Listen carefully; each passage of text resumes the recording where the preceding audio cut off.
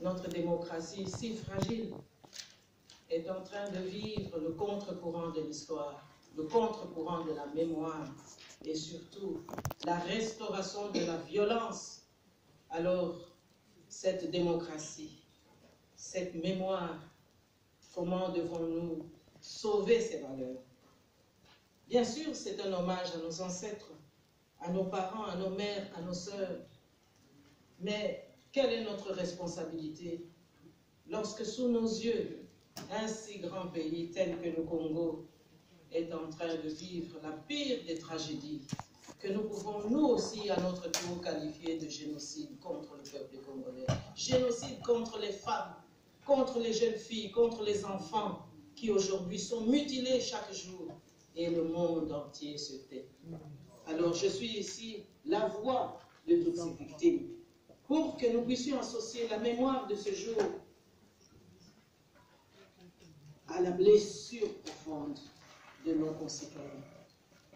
Et j'aimerais simplement conclure aussi en disant que le Congo aujourd'hui, c'est un pays, du point de vue des valeurs démocratiques, un pays abandonné, un pays laissé à la dérive des plus violents, tout simplement parce que ce pays est si riche que tout le monde doit se faire sa poche pour que tout le monde soit riche. Mais regardez cette population, paradoxalement si pauvre, si meurtrie, sans hôpitaux, sans écoles, sans route.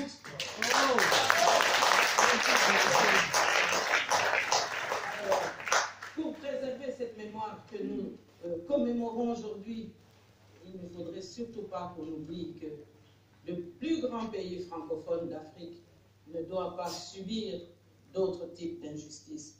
Je vous demanderai tous à être vigilants parce que ce pays est menacé de balkanisation, ce pays est menacé d'implosion, mais le peuple congolais refuse la balkanisation, refuse la division et refuse le tribalisme. Et donc, aujourd'hui, j'aimerais simplement vous lancer le cri du peuple congolais, le cri des femmes congolaises, pour que, enfin, nous puissions être entendus et que dans 5 ans ou dans 10 ans, lorsqu'on pourra à nouveau commémorer la mémoire de nos ancêtres, eh bien que ce triste passé, cette triste tragédie d'aujourd'hui soit définitivement classée dans les oubliettes de l'histoire. Je vous remercie.